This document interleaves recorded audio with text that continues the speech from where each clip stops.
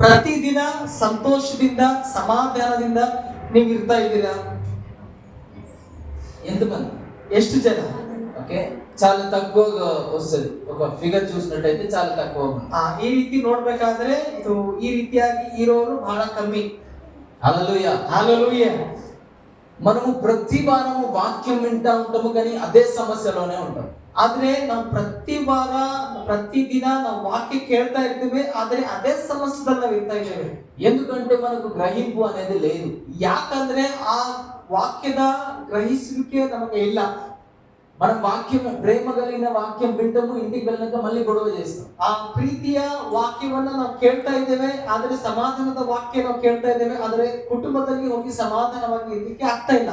నిద్రపోతా ఇದ್ದೀವಿ. నిద్రపోకండి ఎవరు, ಯಾರು ಕೂಡ ನಿದ್ದೆ ಹೋಗ್ಬೇಡಿ. ఇది ప్రాముఖ్యమైన సమయం. ಇದು ತುಂಬಾ ಪ್ರಾಮುಖ್ಯವಾದಂತ ಸಮಯವಾಗಿದೆ, ವಾಕ್ಯದ ಸಮಯವಾಗಿದೆ. మొదట్లో దేవుడు చెప్పాడు, అందరూ విడుదల పొందబోతున్నారు. ಆ ದೇವರು ಹೇಳಿದ್ರು, ನನಗೆ ತಿಳಿಸಿದ್ರು, ಎಲ್ಲರೂ ಇವತ್ತು ಬಿಡುಗಡೆ ಹೊಂದ್ತಾ ಇದ್ದೀರಾ ಎಂಬುದಾಗಿ. మనకున్న యొక్క ಪ್ರತ್ಯೇಕತೆಯನ್ನು మనము ಮರ್ಚಿపోತಾ ఉంటాం ಪ್ರತಿ ಕ್ಷಣ. ನಾವು ಕೇಳುವಂತ ವಾಕ್ಯವನ್ನ ಪ್ರತಿಯೊಂದನ್ನು ಗ್ರಹಿಕೆಯನ್ನ ಅದು ನಾವು ಬಿಟ್ಕೊಡ್ತಾ ಇದ್ದೇವೆ ಅಥವಾ ನಮ್ಗೆ ನೆನಪು ಹೋಗ್ತಾ ಇದೆ. ಪಕ್ಕ వాళ్ళకి చెప్తామా, you are not waste piece. ನೀವು ಪಕ್ಕದವರಿಗೆ ಹೇಳ್ರಿ, ನೀವು ವೇಸ್ಟ್ ಇಲ್ಲ ಎಂಬುದಾಗಿ. You are the best piece. ನೀವು ತುಂಬಾ ಪ್ರಾಮುಖ್ಯವಾದವರು, ನೀವು ಬೆಸ್ಟ್ ಆಗಿದ್ದೀರಾ ಎಂಬುದಾಗಿ ಹೇಳ್ರಿ. ಅದು వీడికి కాలు బాగాలేదు, వీడు ಬೆಸ್ಟ್ ಪೀಸ್ ಎಟ್ಲೈತಾడు, ವೇಸ್ಟ್ ಪೀಸೇ అని. ಜನ ಹೇಳ್ತಾರೆ, ಈಕಿಗೆ ಕಾಲ್ ನೆಟ್ಟಗಿಲ್ಲ, ಈಕಿ ಹ್ಯಾಂಗ್ ಬೆಸ್ಟ್ ಪೀಸ್ ಆಗ್ತಾಳ, ಈಕಿ ವೇಸ್ಟ್ ಪೀಸ್ ಅಂತ ಜನ ಹೇಳ್ತಾರೆ. మీ దగ్గర డబ్బులే ఉండవు, జాబ్ ఉండదు, వీడు వేస్ట్ పీసే కదా, ಬೆಸ್ಟ್ ಪೀಸ್ ఎట్లా? ಇವನ ಹತ್ರ ಡ್ಯೂಟಿ ಇಲ್ಲ, ಕೆಲಸ ಇಲ್ಲ, ಇವನ ಹತ್ರ ಹಣ ಇಲ್ಲ, ಇವ ಹೆಂಗ್ ಬೆಸ್ಟ್ ಆಗ್ತಾನೆ, ಇವಾಗ ವೇಸ್ಟ್ ಅಲ್ಲ ಅಂತ ಅನ್ಕೊಳ್ತಾರೆ ಜನ. ಮನುಷ್ಯಲಾగా ಆಲೋಚಿಸడానికైనా ಮನುಷ್ಯ ಕಾದು దేవుడు. ಆದ್ರೆ ಮನುಷ್ಯನು ಆ ರೀತಿಯಾಗಿ ಆಲೋಚನೆ ಮಾಡ್ಲಿಕ್ಕೆ ಮನುಷ್ಯನಾಗಿರ್ತಾನೆ, ಆದ್ರೆ ನಿನ್ನ ಕುರಿತು ದೇವರು ಆ ರೀತಿಯಾಗಿ ಆಲೋಚನೆ ಮಾಡೋದಿಲ್ಲ. ప్రతి మనిషి మీద ఆయన యొక్క సూర్యుని వెలుగు ప్రకాశిస్తా ఉన్నది. ಪ್ರತಿ ಒಂದೊಂದು ಮನುಷ್ಯನ ಮೇಲೆ ಸೂರ್ಯನ ಬೆಳಕು ಬರ್ತಾ ಇದೆ, ಬೀಳ್ತಾ ಇದೆ. వర్షం కుమ్మరించబడతా ఉన్నది, ಮಳೆಯು ಸಹ ಅವನ ಮೇಲೆ ಬೀಳ್ತಾ ಇದೆ. ఆయనకు పాపి అని పరిశుద్ధుడని భేదం లేకుండా, భేదం లేని ప్రేమతో ఆయన ప్రేమిస్తున్నాడు మనల్ని. ಯಾರಿಗೂ ಕೂಡ ಇವನು ಪಾಪಿ, ಇವನು ಒಳ್ಳೆಯವನು, ಈ ರೀತಿ ಅಂತ ಯಾರಿಗೂ ಕೂಡ ದೇವರು ಭೇದ ಮಾಡ್ತಾ ಇಲ್ಲ. ಎಲ್ಲರಿಗೂ ಪ್ರೀತಿ ಮಾಡ್ತಾ ಇದ್ದಾರೆ, ಎಲ್ಲರಿಗೂ ಸಮಾನತೆಯನ್ನು ಕೊಡ್ತಾ ಇದ್ದಾರೆ. మన ప్రేమ ఎట్లా ఉంటదంటే, ನಮ್ಮ ಪ್ರೀತಿ, ಮನುಷ್ಯರ ಪ್ರೀತಿ ಹೇಗಿರುತ್ತೆ ಅಂತಂದ್ರೆ, నేను మొదటిగా గుడ్ మార్నింగ్ చెప్తేనే వాళ్ళు చెప్పాలి, క్షమించండి, అక్కడ నుంచి గుడ్ మార్నింగ్ వస్తేనే మళ్ళీ నేను గుడ్ మార్నింగ్ చెప్పాలి. ನಮ್ಮ ಮನುಷ್ಯರ ಪ್ರೀತಿ ಹೇಗಿರುತ್ತದೆ ಅಂತಂದ್ರೆ, ನಾನು ಇದೀನಿ ಅಂತಂದ್ರೆ ನನಗೆ ಯಾರಾದ್ರೂ ನಮಸ್ಕಾರ ಮಾಡಿದ್ರೆ ಮಾತ್ರ ನಾನು ನಮಸ್ಕಾರ ಮಾಡ್ತೇನೆ. ಪ್ರೈಸ್ ಲಾರ್ಡ್ ಹೇಳಿದ್ರೆ, ಯಾರಾದ್ರೂ ಎದುರಿನ ವ್ಯಕ್ತಿ ಪ್ರೈಸ್ ಲಾರ್ಡ್ ಹೇಳಿದ್ರೆ ಮಾತ್ರ ನಾನು ಪ್ರೈಸ್ ಲಾರ್ಡ್ ಆಗಿ ಹೇಳ್ತೇನೆ. నేను వాళ్ళ ఇంటి ముందుకు వెళ్ళినప్పుడు కాళ్ళు కడుక్కోవడానికి నీళ్ళు వేయలేదు కాబట్టి నేను కూడా ఇవ్వను. ನಮ್ಮ ಮನೆಗೆ ನಾನು ಮತ್ತೊಬ್ಬರ ಮನೆಗೆ ಹೋದಾಗ ನಾನು ಕಾಲ್ ತೊಳ್ಕೊಲಿಕ್ಕೆ ನೀರು ಕೊಟ್ಟಿಲ್ಲ ಅಂತಂದ್ರೆ, ನಮ್ಮ ಮನೆಗೆ ಬಂದ್ರೆ ನಾನು ಕೂಡ ನೀರು ಕೊಡೋದಿಲ್ಲ ಕಾಲ್ ತೊಳ್ಕೊಳಕ್ಕೆ. నువ్వు నాకు ఏదైనా పని చేసి పెడితే నేను కూడా నీకు పని చేసి పెడతా. ನನಗೆ ಯಾರಾದ್ರೂ ಕೆಲಸ ಮಾಡಿಕೊಟ್ರೇನೆ ನಾನು ಕೆಲಸ ಮಾಡೋದು ಅವ್ರದ್ದು, ಇಲ್ಲ ಅಂತಂದ್ರೆ ಮಾಡೋದಿಲ್ಲ. నువ్వు ఈ క్రిస్మస్ కి నాకు బట్టలు తెస్తే నెక్స్ట్ క్రిస్మస్ కి నేను తెస్తా. ಈ ಕ್ರಿಸ್ಮಸ್ಗೆ, ಈ ಫಂಕ್ಷನ್ಗೆ ನನ್ಗೆ ಏನಾದ್ರೂ ಉಡುಗೊರೆ ಕೊಟ್ರೆ, ಬಟ್ಟೆ ಕೊಟ್ರೆ, ನಾನು ನೆಕ್ಸ್ಟ್ ನಿಮ್ ಪ್ರೋಗ್ರಾಮ್ಗೆ ನಾನು ಗಿಫ್ಟ್ ಉಡುಗೊರೆ ಕೊಡ್ತೇನೆ, ಬಟ್ಟೆ ಕೊಡ್ತೇನೆ. ఇది భేదం గల ప్రేమ. ಇದು ಒಂದು ಭೇದವುಳ್ಳಂತ ಪ್ರೀತಿ. కానీ యేసయ్య ప్రేమ, ಆದ್ರೆ ಯೇಸುವಿನ ಪ್ರೀತಿ బైబిల్లో రాయబడిన రీతిగా, ಬೈಬಲ್ ಅಲ್ಲಿ ಈ ರೀತಿ, ಸತ್ಯವೇದದಲ್ಲಿ ಈ ರೀತಿ ಬರೆಯಲ್ಪಟ್ಟಿದೆ. ఇంకా పాపులుగా ఉన్నప్పుడే ఆయన పరలోకం విడిచి, తండ్రిని విడిచి పాపుల నిమిత్తం మరణించింది. ಬೈಬಲ್ ಈ ರೀತಿಯಾಗಿ ಹೇಳ್ತಾ ಇದೆ, ನಾವು ಇನ್ನು ಪಾಪಿಯಾಗಿ ಇರುವಾಗಲೇ ಯೇಸು ಸ್ವಾಮಿ ನಮಗೋಸ್ಕರ ಪರಲೋಕವನ್ನ ತ್ಯಜಿಸಿ ಭೂಲೋಕಕ್ಕೆ ಬಂದಿದ್ದಾರೆ ಎಂಬುದಾಗಿ. హల్లెలూయా, హల్లెలూయా. ఎప్పుడు మనం ఇంకా పాపులుగా ఉన్నప్పుడా, పరిశుద్ధులుగా ఉన్నప్పుడా? ನಾವು ಪಾಪಿಯಾಗಿದ್ದಾಗ ಅಥವಾ ಪರಿಶುದ್ಧರಾಗಿದ್ದಾಗ ಬಂದಿದ್ದಾರೆ ಯೇಸು ಸ್ವಾಮಿ. అంత మాత్రాన పాపాన్ని కంటిన్యూ చేయమని కాదు. ಹಾಗಂತ ಅದೇ ನೀವು ಪಾಪದಲ್ಲಿ ಇರ್ರಿ, ಪಾಪವನ್ನೇ ಮಾಡಿ ಅಂತ ನಾನು ಹೇಳ್ತಾ ಇಲ್ಲ. హల్లెలూయా, హల్లెలూయా. మనది మనము గ్రహించుకోలేకపోతా ఉన్నాం. ಇವತ್ತು ನಮ್ಮಷ್ಟಕ್ಕೆ ನಾವು ಗ್ರಹಿಸ್ಕೊಲಿಕ್ಕೆ ಆಗ್ತಾ ಇಲ್ಲ ದೇವರ ಪ್ರೀತಿಯನ್ನ. ఆయన మన గురించి మరణించి తిరిగి లేచిండు. ಯೇಸು ಸ್ವಾಮಿ ನಮ್ಮ ಸಲುವಾಗಿ ಮರಣ ಹೊಂದಿ ಮತ್ತೆ ಪುನರುತ್ಥಾನಾಗಿ ಬಂದರು. ఇది ఇంటర్వెల్ తర్వాత, ಇದು ಒಂದು ಬ್ರೇಕ್ ನಂತರ. పిక్చర్ స్టార్టింగ్ లో చూసాం. ಆದ್ರೆ ನಾವು ಪ್ರಾರಂಭದ ಕಡೆಗೆ ನಾವು ಬರೋಣ. ಯೇಸು ಸ್ವಾಮಿಯ ಪ್ರಾರಂಭದ ಕಡೆಗೆ ನಾವು ಬರೋರಾಗಿರೋಣ. ఎంతమంది ఈ సినిమా చూస్తున్నారు నార్మల్ థియేటర్ లో? ಎಷ್ಟು ಜನ ಒಂದು ಥಿಯೇಟರ್ ಹೋಗಿ ಸಿನಿಮಾ ನೋಡಿದೀವಿ? Cinema okay, first last moment కొంచెం అట్లా ట్రీజర్ లాగా వేసి ఫస్ట్ కథ అయితే చూపించాడు. ఫస్ట్ జస్ట్ ఒక ట్రీజర్ చూపిస్తాడు ఎండింగ్ పార్ట్ కి సస్పెన్స్ లో పెట్టి. ಫಸ್ಟ್ ಏನಂತಂದ್ರೆ ಫಿಲಿಂ ಸ್ಟಾರ್ಟ್ ಆಗೋಕ್ಕಿಂತ ಮುಂಚಿತವಾಗಿ ಕೊನೆದು ಒಂದು ಶಾರ್ಟ್ ಆಗಿ ಕೆಲವೊಂದು ಚಿತ್ರಗಳನ್ನ ತೋರಿಸ್ತಾರೆ. మూవీ అర్థం కాదు, ఇంటర్వెల్ తర్వాత ఇంటర్వెల్ ది ఫస్ట్ చూపించినట్టు అర్థం కాదు. ಮಧ್ಯದಲ್ಲಿ ಇರುವಂತ ಶಾರ್ಟ್ ಅನ್ನ ಫಸ್ಟ್ ಅಲ್ಲಿ ತೋರಿಸಿದಾಗ ಅದು ನಮ್ಗೆ ಅರ್ಥ ಆಗುವುದಿಲ್ಲ. ఇప్పుడు స్టోరీ స్టార్ట్ అయింది. ಈಗ ಸ್ಟೋರಿ ಸ್ಟಾರ್ಟ್ ಆಗ್ತದೆ. ಈ ಕಥೆ హల్లెలూయా. ఆదికాండము ఆదికాండ మొదటి అధ్యాయము ಮೊದಲನೇ ಅಧ್ಯಾಯ మొదటి వచనం నుంచి ಆದಿಯಲ್ಲಿ చదవండి, ಓದ್ರಿ. ಆದಿಯಲ್ಲಿ ದೇವರು ಆಕಾಶವನ್ನು ಭೂಮಿಯನ್ನು ಉಂಟು ಮಾಡಿದನು. ಭೂಮಿಯು ಕ್ರಮವಿಲ್ಲದೆಯೂ ಬರಿದಾಗಿತ್ತು. ಆದಿಸಾಗರದ ಮೇಲೆ ಕತ್ತಲಿತ್ತು. ದೇವರಾತ್ಮವು ಜಲಸಮೂಹಗಳ ಮೇಲೆ ಚಲಿಸಿತು. చదవండి, ಓದ್ರಿ, ಕಂಟಿನ್ಯೂ ಆಗಿ. ಆಗ ದೇವರು ಬೆಳಕಾಗಲಿ ಅನ್ನಲು ಬೆಳಕಾಯಿತು. ದೇವರು ಆ ಬೆಳಕನ್ನು ಒಳ್ಳೆಯದೆಂದು ನುಡಿದನು. ದೇವರು ಬೆಳಕನ್ನು ಕತ್ತಲೆಯನ್ನು ಬೇರೆ ಬೇರೆ ಮಾಡಿ ಬೆಳಕಿಗೆ ಹಗಲೆಂದು ಕತ್ತಲಿಗೆ ಇರುಳು ಎಂದು ಹೆಸರಿಟ್ಟನು. ಈ చాలు. 27 ఒకటి చదువుదాం. 27 27ನೇ ವಚನ. 27ನೇ ವಚನ ಅದೇ ಆದಿಕಾಂಡ 1ನೇ ಅಧ್ಯಾಯ 27ನೇ ವಚನ. ಮನುಷ್ಯನನ್ನು ತನ್ನ ಸ್ವರೂಪದಲ್ಲಿ ಉಂಟು ಮಾಡಿದನು. ಹಾ ದೇವ ಸ್ವರೂಪದಲ್ಲಿ ಅವನನ್ನು ಹಾ ಉಂಟು ಮಾಡಿದನು. ಅವರನ್ನು ಗಂಡು ಹೆಣ್ಣಾಗಿ ನಿರ್ಮಿಸಿದನು. చాలు. హల్లెలూయా, హల్లెలూయా. దేవుడు తన స్వరూపమందు నరుని సృష్టించింది. ದೇವರು ತನ್ನ ಸ್ವರೂಪದಲ್ಲಿ ಒಂದು ಮನುಷ್ಯನಿಗೆ ಉಂಟು ಮಾಡಿದರು. ఇప్పుడు ఒక విఐపి వస్తున్నాడు అనుకోండి, ಈಗ ಒಂದು ಗಣ್ಯ ವ್ಯಕ್ತಿ ಬರ್ತಾ ಇದಾರೆ ಅಂತ ತಿಳ್ಕೊಡ್ರಿ. ఆయన వచ్చినాక ఆయన కూర్చోబెట్టినాక ఇల్లు ఉడుస్తాము అన్ని చేస్తామా? ಈಗ ಒಂದು ಗಣ್ಯ ವ್ಯಕ್ತಿ ಬರ್ತಾ ಇದಾರೆ ಅಂತಂದ್ರೆ ಅವರಿಗೆ ತರಿಸಿ ಕೂಡಿಸಿ ನಾವು ಮನೆ ಸ್ವಚ್ಛತೆಗೊಳಿಸ್ತೀವ? ముందుగానే సిద్ధపరుస్తామా అంత? ಇಲ್ಲ ಅಂತಂದ್ರೆ ಸ್ವಚ್ಛತೆ ಮುಂಚೆನೆ ಮಾಡ್ಕೊಂಡು ಕೂಡ್ತೀವ? త్వరగా చెప్పండి. ನೋಡ್ರಿ, ಒಂದ್ ಗಣ್ಯ ವ್ಯಕ್ತಿ ನಮ್ಮ ಮನೆಗೆ ಬರ್ತಾ ಇದಾರೆ ಅಂತಂದ್ರೆ ನಾವೆಲ್ಲ ಸ್ವಚ್ಛತೆ ಮಾಡಿ ಅವ್ರಿಗೆ ಕರೆಸ್ತೀವಿ. ಓಕೆನಾ? అన్ని సిద్ధపరిచినాకనే గెస్ట్ ని పిలుస్తాం. ಎಲ್ಲ ಸಿದ್ಧಪಡಿಸಿದಾಗಲೇ ಒಂದು ವಿಐಪಿಗೆ ನಾವು ಕರ್ಕೊಂಡು ಬರ್ತೀವಿ. హల్లెలూయా. మన ప్రాముఖ్యత దేవుని దగ్గర ఎంత గొప్పదంటే, ಆದ್ರೆ ನಮ್ಮ ಪ್ರಾಮುಖ್ಯತೆ ದೇವರ ಮುಂದೆ ಎಷ್ಟು ದೊಡ್ಡದಂತಂದ್ರೆ, ఆయన స్వరూపంలో ఉన్న మనము, ಆ ದೇವರ ಸ್ವರೂಪದಲ್ಲಿ ಇರುವಂತ ನಾವುಗಳು we are the guest of God. Amen. We are the guest of God. ನಾವೊಂದು ಗಣ್ಯ ವ್ಯಕ್ತಿಗಳು ದೇವರಿಗಾಗಿ. ఆయన మన గురించి అంత సిద్ధపరిచిండు. ಆದ್ರೆ ದೇವರು ನಮ್ಮ ಸಲುವಾಗಿ ಅಷ್ಟೊಂದು ಎಲ್ಲವನ್ನ ಸೃಷ್ಟಿ ಮಾಡಿದ್ರು. తర్వాత లోకంలోకి యు ఆర్ వెల్కమ్ బెటా అన్నాడు. ಎಲ್ಲವನ್ನ ಸೃಷ್ಟಿ ಮಾಡಿ ನಿನಗೆ ಸ್ವಾಗತ ಮಗನೇ ಅಂತ ದೇವರು ಕರೆದ್ರು ಲೋಕದ ಮೇಲೆ. పక్క వాళ్ళకి చెప్పండి, you are the guest of God. ನೀವು ಒಂದು ಗಣ್ಯ ವ್ಯಕ್ತಿ ದೇವರಿಗಾಗಿ. You are the precious piece of God. ನೀನೊಂದು ದೇವರಿಗೆ ತುಂಬಾ ಪ್ರಾಮುಖ್ಯವಾದಂತ ವ್ಯಕ್ತಿ. చెప్పండి. ನೀವು ದೇವರಿಗೆ ಪ್ರಾಮುಖ್ಯವಾದವರು. హల్లెలూయా, హల్లెలూయా, హల్లెలూయా. అయితే 3వ వచనంలోకి వెళ్దాం. ಆದ್ರೆ 3ನೇ ವಚನದ ಕಡೆಗೆ ನಾವು ಬರುವಂತರಾಗಿ. ಆಗ ದೇವರು ಬೆಳಕಾಗಲಿ ಅನ್ನಲು ಬೆಳಕಾಯಿತು. చాలు. దేవుడు వెలుగు కమ్మని పలకగా వెలుగు కలిగెను. ದೇವರು ಅಲ್ಲಿ ಬೆಳಕಾಗಲಿ ಅಂದಾಗ ಅಲ್ಲಿ ಬೆಳಕು ಉಂಟಾಯಿತು. ఎందుకు? పొద్దున నువ్వు లేవగానే వెలుగు చూడాలి, చీకటి కాదు. ಯಾಕೆ ಅಂತಂದ್ರೆ ನೀನ್ ಬೆಳಗ್ಗೆ ಎದ್ದಾಗ ನೀನ್ ಕತ್ತಲೆಯನ್ನು ನೋಡಬಾರ್ದು, ನೀನ್ ಬೆಳಕನ್ನು ನೋಡ್ಬೇಕೆಂಬುದಾಗಿ ಬೆಳಕು ಉಂಟಾಯಿತು. చీకట్లో నీ కాళ్ళకి ఏమైనా తాకొచ్చు, లేదంటే నువ్వు కింద పడొచ్చు అని దేవుడు వెలుగు ముందుగానే సృష్టించి నీకోసం. ನೀನು ಕತ್ತಲಲ್ಲಿ ನೀನ್ ಎಲ್ಲಾದ್ರೂ ಬೀಳ್ಬೋದು, ಏನಾದ್ರೂ ಮಾಡ್ಲಿಕ್ಕೆ ಆಗೋದಿಲ್ಲ ಅಂತ ತಿಳಿದುಕೊಂಡು ಮುಂಚಿತವಾಗಿ ನೀನ್ ಹೇಳಿದ ತಕ್ಷಣ ಎದ್ದ ತಕ್ಷಣ ನೀನ್ ಬೆಳಕಾಗಿರ್ಬೇಕೆಂಬುದಾಗಿ ದೇವರು ಬೆಳಕು ಸೃಷ್ಟಿ ಮಾಡಿದ್ರು. హల్లెలూయా, హల్లెలూయా, హల్లెలూయా, హల్లెలూయా. నీకు దాహం వేయడానికి దేవుడు తాగే నీటిని, ఉప్పు నీటిని సపరేట్ చేసినండి. ನಿನಗೆ ನೀಡಿಸ್ಕೆ ಆದಾಗ ಒಳ್ಳೆ ನೀರನ್ನ ಕಹಿ ನೀರನ್ನ ದೇವರು ಸಪರೇಟ್ ಆಗಿ ಮಾಡಿಕೊಂಡ್ರು. దేవుడు వృక్షాలను సృష్టించిండు. ದೇವರು ಎಲ್ಲ ತೋಟಗಳನ್ನ ಮರಗಳನ್ನ ಸೃಷ್ಟಿ ಮಾಡಿದ್ರು. ఆకాశ పక్షులను తినడానికి సృష్టించిండు. ಆ ಪಕ್ಷಿ ಕ್ರಿಮಿ ಕೀಟಾಣುಗಳನ್ನು ಸಹ ದೇವರು ಉಂಟು ಮಾಡಿದ್ರು. దేవుడు అన్ని సిద్ధపరిచి నీ గురించి. ದೇವರು ಎಲ್ಲವನ್ನ ಸಿದ್ಧಪಡಿಸಿದಾಗ ನಿಮ್ಮ ಸಲುವಾಗಿ దేవుడు అనుకున్నాడు, ದೇವರು ಅನ್ಕೊಂಡ್ರು విఐపి రాబోతున్నాడు, ಒಂದು ಗಣ್ಯ ವ್ಯಕ್ತಿ ಬರೋರಿದ್ದಾರೆ, విఐపి రాబోతున్నాడు, ಒಂದು ಗಣ್ಯ ವ್ಯಕ್ತಿ ಬರೋರಿದ್ದಾರೆ, విఐపి రాబోతున్నాడు. ಒಂದು ಗಣ್ಯ ವ್ಯಕ್ತಿ నేను ಬರೋರಿದ್ದಾರೆ. అన్ని సిద్ధపరచుంచాలి, ನಾ ಎಲ್ಲವನ್ನ నేను ಸಿದ್ಧಪಡಿಸಿಡಬೇಕು, అన్ని సిద్ధపరచుంచాలి. ನಾ ಎಲ್ಲವನ್ನ ಸಿದ್ಧತೆ ಪಡಿಸಬೇಕು. ఆయన ఏమనుకున్నాడు అంటే, ದೇವ್ರು ಏನ್ ಅನ್ಕೊಂಡ್ರು ಅಂದ್ರೆ నేను గెస్ట్ గా ఉంటే ఎలాగైనా ఉంటాను అని ఆయన హానర్ చేసుకున్నాడు. ಆ ದೇವರು ಈ ರೀತಿ ಅನ್ಕೊಂಡ್ರು, ನಾನು ಒಂದು ಗೆಸ್ಟ್ ಆಗಿದ್ದಾಗ ಹೇಗಿರ್ತೀನೋ ಹಾಗೆ ಮನುಷ್ಯರಿಗೆ ಅದೇ ರೀತಿಯಾಗಿ ಆ ಪದವಿಯಿಂದ ಮನುಷ್ಯನಿಗೆ ಕೊಟ್ಟರು ದೇವರು.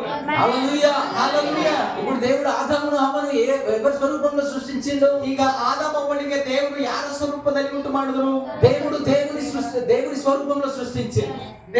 ದೇವರ ಸ್ವರೂಪದಲ್ಲಿ ಅವರಿಬ್ಬರಿಗೆ ಉಂಟು ಮಾಡಿದ್ರು, ಸೃಷ್ಟಿ ಮಾಡಿದ್ರು. అంటే దేవుడు దేవుని యొక్క స్వరూపాన్ని హానర్ చేస్తా ఉన్నాడు. ದೇವರ ಸ್ವರೂಪವನ್ನ ಕರೀತಾ ಇದ್ದಾರೆ.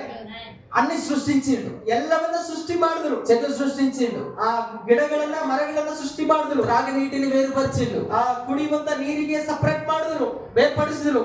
మనం కాలు కింద పెట్టడానికి భూమిని సపరేట్ చేసిండు, ನಾವು ಕಾಲು ತೆಳಗಿಡ್ಲಿಕ್ಕೆ ಭೂಮಿಯನ್ನು ಸಹ ಉಂಟು ಮಾಡಿದ್ರು. మనకు కాలం అర్థం కావడానికి చీకటిని పగలను వేరు చేసిండు, ನಮಗೆ ದಿನವನ್ನ ಕಾಲವನ್ನ ಅರ್ಥವಾಗಲಿಕ್ಕೆ ಬೆಳಕು ಕತ್ತಲೆ ಸಪರೇಟ್ ಮಾಡಿದ್ರು. అన్ని సిద్ధపరిచినాక ఆయన స్వరూపంలో సృష్టించింది. ಎಲ್ಲವನ್ನ ಸಿದ್ಧಪಡಿಸಿ ನಿನ್ನನ್ನ ನನ್ನನ್ನ ತನ್ನ ಸ್ವರೂಪದಲ್ಲಿ ದೇವರು ಉಂಟು ಮಾಡಿದರು. హల్లెలూయా, హల్లెలూయా, హల్లెలూయా, హల్లెలూయా. పక్క వాళ్ళకి చెప్తాం, నువ్వు దేవుని యొక్క గెస్ట్ వి, ನೀವು ದೇವರಿಗಾಗಿ ಒಂದು ಗಣ್ಯ ವ್ಯಕ್ತಿ ಎಂಬುದಾಗಿ ఆయన స్వరూపంలో ఆయన సృష్టించిండు. ನೀವು ದೇವರು ತನ್ನ ಸ್ವರೂಪದಲ್ಲಿ ಉಂಟು ಮಾಡಿದ್ರು. 28వ వచనం చదువుదాం. 28ನೇ ವಚನ ನಾವು ಓದುವವರಾಗಿರೋಣ. ನೀವು ಬಹು ಸಂತಾನವುಳ್ಳವರಾಗಿ ಹೆಚ್ಚಿರಿ. 28వ వచనం. 28ನೇ ವಚನ. ಇದಲ್ಲದೆ ದೇವರು ಅವರನ್ನು ಆಶೀರ್ವದಿಸಿ ನೀವು చాలు. దేవుడు వారిని ఆశీర్వదించి, ದೇವರು ಅವರಿಗೆ ಆಶೀರ್ವಾದ ಮಾಡಿ, దేవుడు తన స్వరూపాన్ని ఆశీర్వదించేసిండండి. ದೇವರು ಏನ್ ಮಾಡಿದ್ರು ಅಂತಂದ್ರೆ ದೇವರ ಸ್ವರೂಪವನ್ನ ಅವರಿಗೆ ಕೊಟ್ಟು ಆಶೀರ್ವಾದ ಮಾಡಿ, నువ్వు నేను దేవుని యొక్క స్వరూపం, ನೀವು ನಾನು ದೇವರ ಸ್ವರೂಪವಾಗಿದ್ದೇವೆ. అంటే ఇది మొత్తం దేవుడే. ಇದೆಲ್ಲ ಈ ಸ್ವರೂಪ ಯಾರ್ದಂತಂದ್ರೆ ಇದು ದೇವರದು ಸ್ವರೂಪ. నువ్వు ఆయన ఒకటే, ನೀವು ನಾವು ದೇವರು ಒಂದೇ. దేవుడు దేవుని యొక్క స్వరూపాన్ని ఆశీర్వదించేసిండు. ದೇವರ ಸ್ವರೂಪವನ್ನ ನಮಗೆ ಕೊಟ್ಟು ಆಶೀರ್ವಾದ ಮಾಡಿದ್ರು. మనం ఆశీర్వదించబడ్డ వాళ్ళము. ಈಗ ನಾವು ಆಶೀರ್ವದಿಸಲ್ಪಟ್ಟವರು. వేరే మనుషులు అంటారు, నువ్వు అప్పులలో కూరుకుపోయినావు, నీకు రోగం వచ్చింది, అది ఇది అని చెప్పేసి మాటలు ఎత్తి చూపిస్తా ఉంటారు. ಅನೇಕ ಜನಗಳು ನಮ್ಗೆ ಹೇಳ್ತಾರೆ, ನಿನ್ ಸಮಸ್ಯೆ ಇದೆಯಾ, ನಿನ್ ಕಷ್ಟದಲ್ಲಿದೆಯಾ, ನಿನ್ ಸಾಲದಲ್ಲಿದೆಯಾ, ರೋಗದಲ್ಲಿದೆಯಾ ಎಂಬುದಾಗಿ ಅನೇಕರು ಹೀಯಾಳಿಸ್ತಾರೆ. కానీ దేవుడు సెలవిస్తున్నాడు, ಆದ್ರೆ ದೇವರ ವಾಕ್ಯ ಈ ರೀತಿ ಹೇಳ್ತಾ ಇದೆ, you are the guest of God. ನೀನು ದೇವರಿಗಾಗಿ ಒಂದು ಗಣ್ಯ ವ್ಯಕ್ತಿಯಾಗಿದ್ದೀಯಾ. ಪ್ರಾಮುಖ್ಯమైన వ్యక్తివి నువ్వు దేవుడికి. ನೀನು ಪ್ರಾಮುಖ್ಯವುಳ್ಳವನಾಗಿದೆಯಾ ದೇವರಿಗಾಗಿ. You are the best piece of God. ನೀನು ಒಳ್ಳೆ ಕ್ರಿಯೇಷನ್, ನೀನು ಒಳ್ಳೆ ಸಿದ್ಧತೆ ಇದೆಯಾ ದೇವರಿಗಾಗಿ. దేవుడు చూస్తా ఉన్నాడు, ದೇವರು ನೋಡ್ತಾ ಇದ್ದಾರೆ. నా స్వరూపం ఇంత అందంగా ఉందా?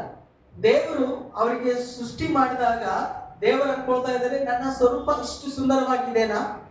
నేను గెస్ట్ గా చూసుకుంటే ఆదాములాగా ఉన్నాడు అని చెప్పేసి అనుకుంటున్నాడు. ದೇವರು ಒಂದು ಗಣ್ಯ ವ್ಯಕ್ತಿಗೆ ರೀತಿಯಲ್ಲಿ ನೋಡಿದಾಗ ಆದಾಮ ತುಂಬಾ ಸುಂದರವಾಗಿ ದೇವರು ಕಾಣಿಸ್ತಾ ಇದ್ದ. సరే, నా స్వరూపాన్ని ఇంకో రూపకంగా చూసుకుంటా. ನನ್ನ ಸ್ವರೂಪವನ್ನ ಮತ್ತೊಂದು ರೀತಿಯಲ್ಲಿ ನಾನು ನೋಡ್ತೇನೆ. ఆదామును సృష్టించాడు, ಆದಾಮನಿಗೆ ದೇವರು ಸೃಷ್ಟಿ ಮಾಡಿದರು.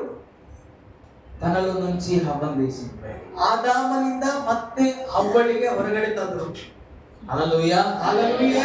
Male and female are the guest of God. ಆಗ ಸ್ತ್ರೀ ಆಗಲಿ ಪುರುಷ ಆಗಲಿ ನೀವು ದೇವರಿಗೆ ಬೇಕಾದವರು. Because they are in the image of God. ದೇವರ ಸ್ವರೂಪದಲ್ಲಿ ನೀವು ಇದ್ದ ಕಾರಣ ದೇವರು ನಿಮಗೆ ಪ್ರಾಮುಖ್ಯತೆಯನ್ನು ಕೊಟ್ಟಿದ್ದಾರೆ. హల్లెలూయా, ಹಲ್ಲೆಲೂಯಾ. 28వ వచనం అలానే కంటిన్యూ చేస్తాం. 28ನೇ ವಚನ ಹಾಗೆ ನಾವು ಮುಂದೆ ಓದೋಣ. ನೀವು ಬಹು ಸಂತಾನವುಳ್ಳವರಾಗಿ ಹೆಚ್ಚಿರಿ, ಭೂಮಿಯಲ್ಲಿ ತುಂಬಿಕೊಂಡು ಅದನ್ನು ವಶ ಮಾಡಿಕೊಳ್ಳಿರಿ. ಸಮುದ್ರದ ಮೀನುಗಳು ಮೇಲೆಯೂ ಆಕಾಶದ ಪಕ್ಷಿ ಮೇಲೆಯೂ ಭೂಮಿಯಲ್ಲಿಯೂ ಚಲಿಸುವ ಎಲ್ಲಾ ಜೀವಿಗಳ ಮೇಲೆಯೂ ದೊರೆತನ ಮಾಡಿರಿ ಅಂದನು. చాలండి. దేవుడు వారిని ఆశీర్వదించెను. ದೇವರು ಅವರಿಗೆ ಸೃಷ್ಟಿ ಮಾಡಿ ಆಶೀರ್ವಾದ ಮಾಡಿದರು. ఆశీర్వదించబోతుండా? ಆಶೀರ್ವಾದ ಮಾಡ್ಲಿಕ್ಕಿದಾರ ಅಥವಾ ಆಶೀರ್ವಾದ ಮಾಡಿದಾರ?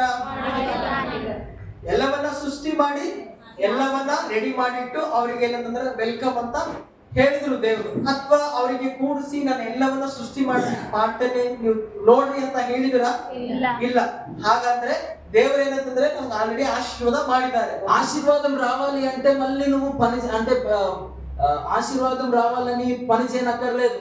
ನಿನಗೆ ಆಶೀರ್ವಾದ ಬರ್ಬೇಕಾದ್ರೆ ನೀನ್ ಮತ್ತೆ ನೀನ್ ಕೆಲಸ ಮಾಡ್ಬೇಕಂತ ಇಲ್ಲ. దేవుడు he pre-installed the blessings in our life. ನಿನ್ನ ಜೀವನದಲ್ಲಿ ಎಲ್ಲಾ ಆಶೀರ್ವಾದಗಳನ್ನ ದೇವರು ಇಟ್ಟಿದ್ದಾರೆ. హల్లెలూయా హల్లెలూయా. ఆల్రెడీ మన జీవితంలో బ్లెస్సింగ్స్ ఉన్నాయి, మనం సృష్టించబడక ముందే. ನೋಡ್ರಿ, ಮುಂಚಿತವಾಗಿ ನಮ್ಮ ಜೀವಿತದಲ್ಲಿ ಎಲ್ಲಾ ಆಶೀರ್ವಾದಗಳಿದೆ.